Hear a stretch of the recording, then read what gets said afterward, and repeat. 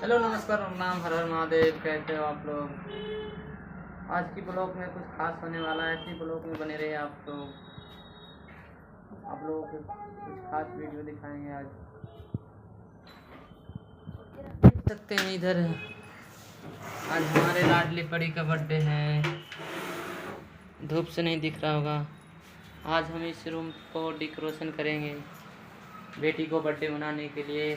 देख सकते हैं गुब्बारा हम ले आए हैं। आज लगते हैं कुछ देरी डेकोरेशन में, तो ऐसे ही वीडियो में बने रहिएगा। देख सकते हैं अभी कुछ जगह का सफाई चल रहा है गाइस, तो जल्दी जल्दी सपोर्ट करें। देख सकते हैं